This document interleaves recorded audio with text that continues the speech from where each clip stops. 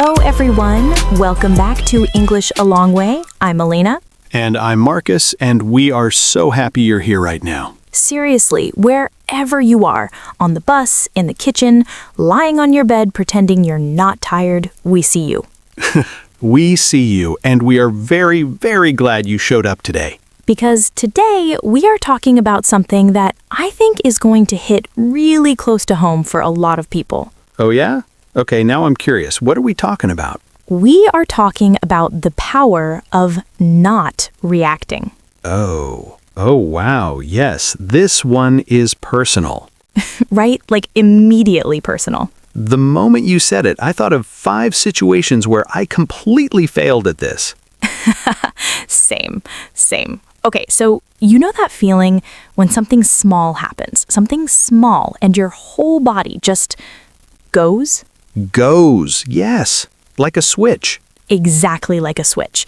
Someone sends you a short message and your brain says, they're angry at me, or your friend doesn't reply, and suddenly... They forgot me. I don't exist to them anymore.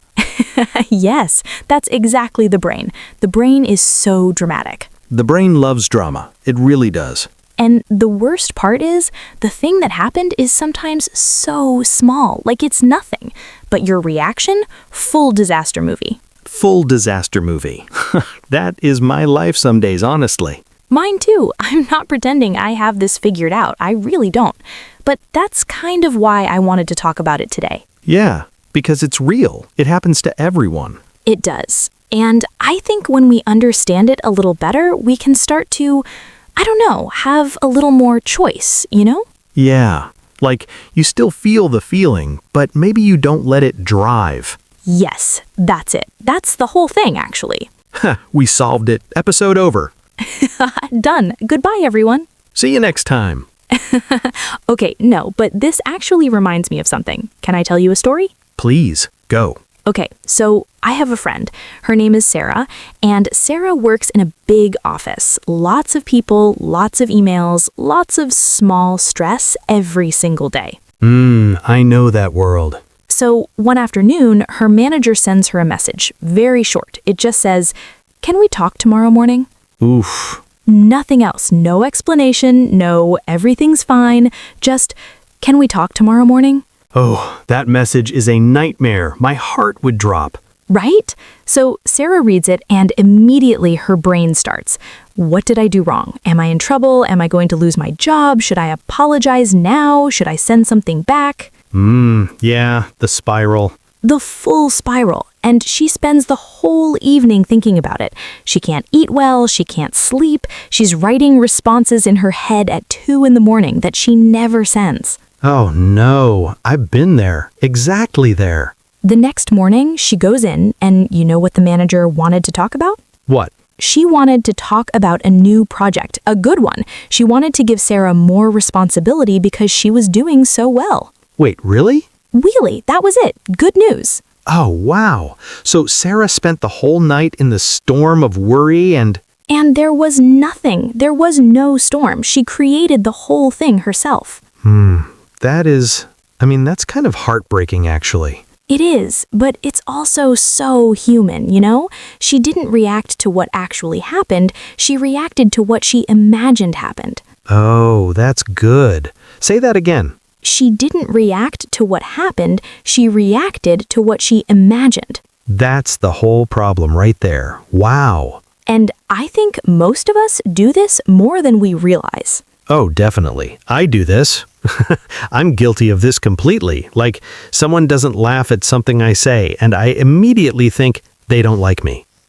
Yes, when actually they just didn't hear it, or they were thinking about lunch. They were thinking about lunch.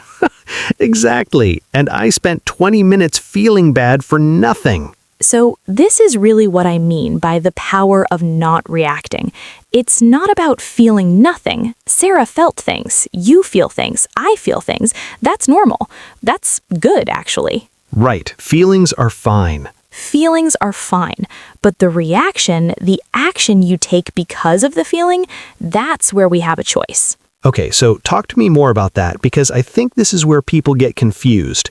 They think don't react means don't feel. Yes, and it doesn't mean that at all. So what does it actually mean?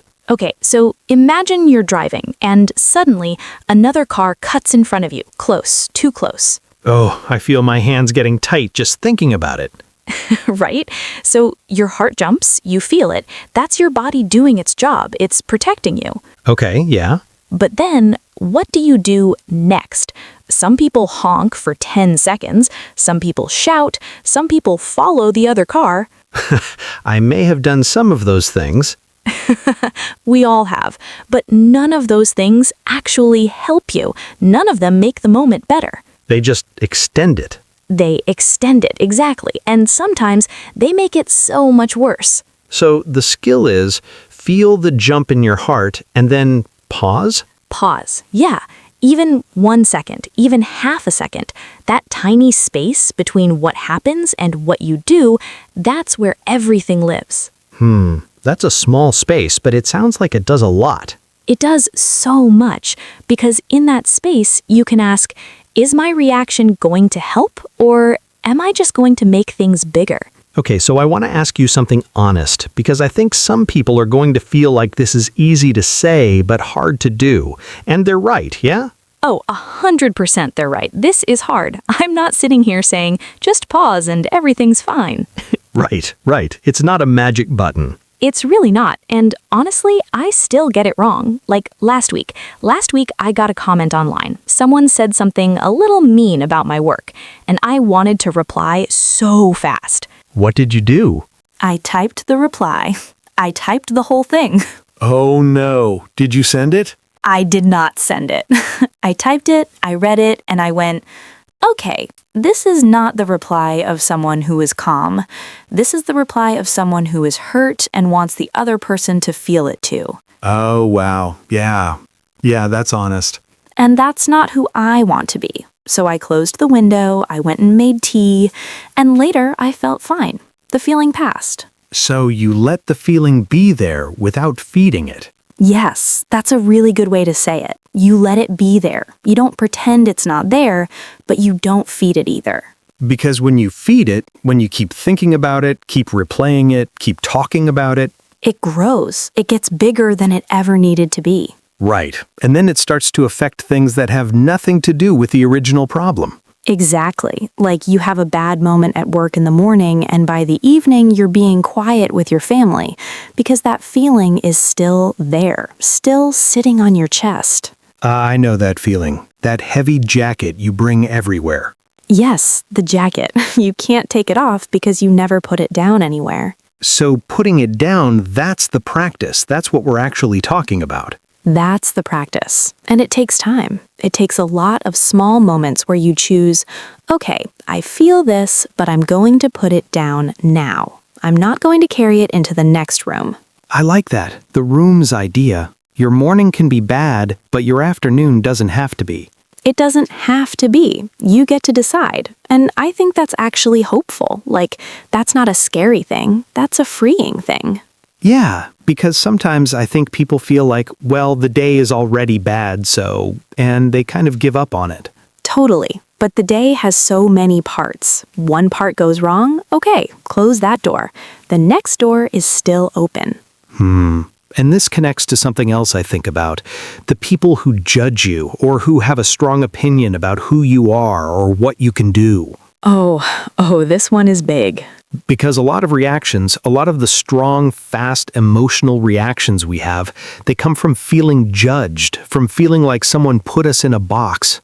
And when you feel put in a box, your first instinct is to fight the box, like loudly. Ha, yes. Kick the walls, shout, prove them wrong right now. And sometimes that just makes the box more visible. You're spending all your energy on the box instead of just getting out of it. Getting out of it by doing your thing anyway. Exactly. You rise above it, not by fighting down, by moving up. And that requires a kind of steadiness. You can feel the judgment. It might sting. It will sting. Anyone who says it doesn't sting is lying. Yeah, grow that thick skin, people always say. But even thick skin still feels things. It does. It just doesn't let every small thing leave a mark. And that's the difference. You feel it, you acknowledge it, and then you keep going. You don't let one person's opinion become the story of your life. That's really it, isn't it? Because at the end of the day, The only story that matters is the one you keep writing, not the one they're writing about you. yes, exactly that. We're good today. We are. Okay, but honestly, I want to come back to something because we've been talking about all these situations.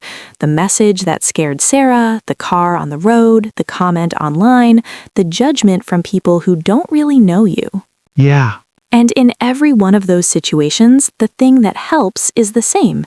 It's that tiny pause, that one moment before you act. Which sounds small, but it really isn't. It's everything. Because in that pause, you're not saying my feelings are wrong, you're saying I'm going to choose what I do with them. And when you do that, when you practice that, slowly you become someone who doesn't get pulled into every storm. You stop feeding the storms that don't need to be big. And your days feel different, even hard days. They feel like, okay, something went wrong, but I'm still here. I'm still okay. That's resilience. That's real resilience. Not I feel nothing, but I fell and I stood back up. And I think, and this is what I keep coming back to, it starts so small. Like Sarah, she couldn't sleep over a message.